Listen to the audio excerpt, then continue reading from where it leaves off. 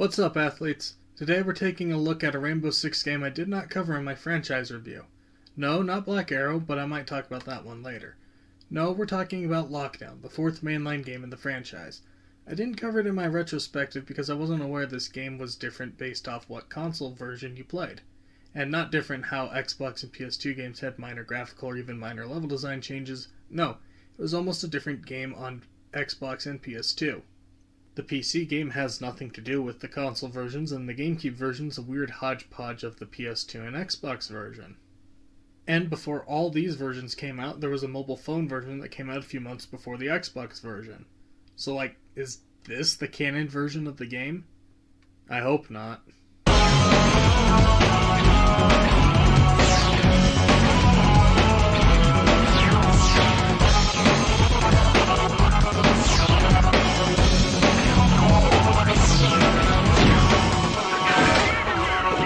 So this game's a weird strategy game that was on Java-based phones.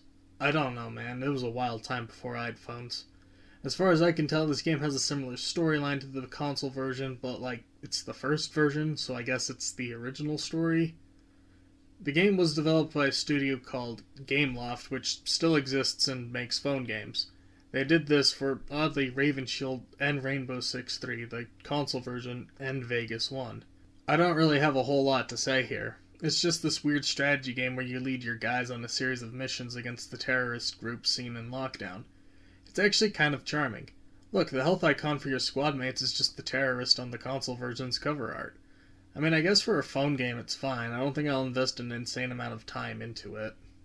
Now, on to the real games. First up, we have the Xbox port.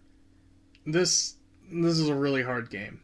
I'm gonna be honest, I have not beaten this game because it's really hard. I don't know why, but this game is honestly one of the hardest games I've ever played. Harder than the original 3 games, and that's because the AI and level design is just not that good here. But there are some nice things here.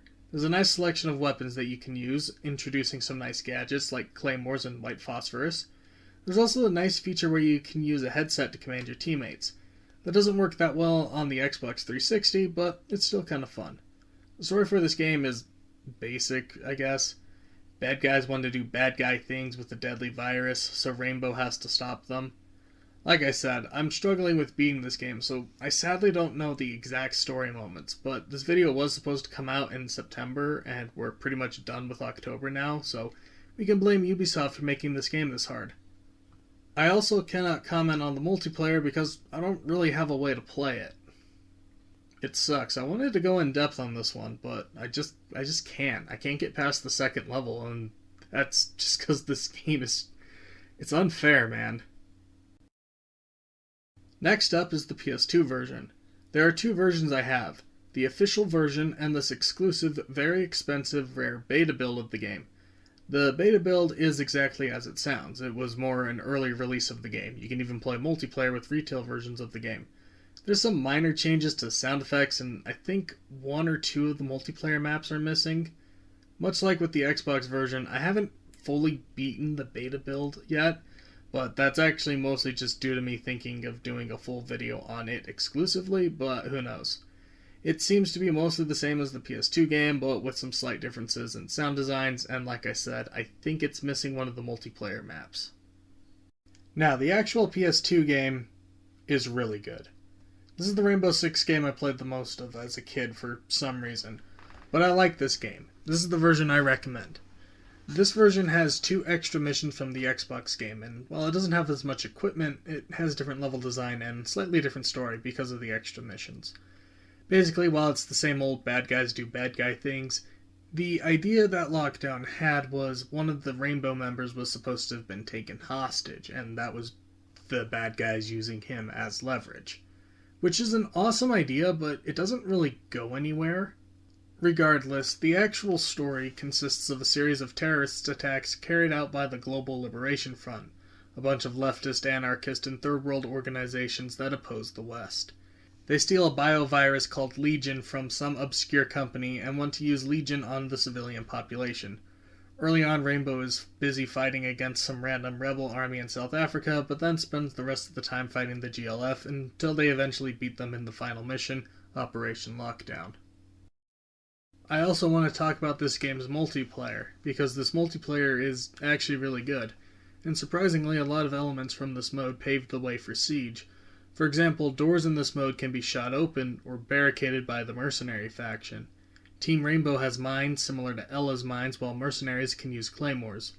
Rainbow's got a heartbeat sensor type thing, while Mercenaries get access to these cameras that can release Legion gas. There's also a couple of really fun modes. It has a basic team deathmatch mode and a capture the flag type mode, but unique to the PS2 version is a mode called Rivalry, which consists of 3 sub-modes. Bomb, where Rainbow has to stop bombs from being planted and disable them if they are planted. Hostage, where Rainbow has to escort hostages to an extraction point while the Mercenaries try to capture hostages. And the final mode, Intelligence, as Rainbows try to stop Mercenaries from hacking into computers. And that's just the competitive modes. There's also some really cool co-op modes. You can play the entire campaign with up to 3 people, as well as the terrorist hunt maps. For some reason, you can't limit the amount of players to 3 in co-op. It has to be an even number, probably because of split screen. Oh yeah, that's something I didn't mention yet. You can play this game's multiplayer in split screen via network, both online and LAN. This is the only Rainbow Six game that has network split screen versus offline only split screen. Then there's the GameCube version. Truthfully, I didn't play this one much. It's just a weird mismatch of the Xbox and PS2 version, with similar levels to that of the Xbox with PS2 graphics, and only split-screen multiplayer that honestly kinda sucks.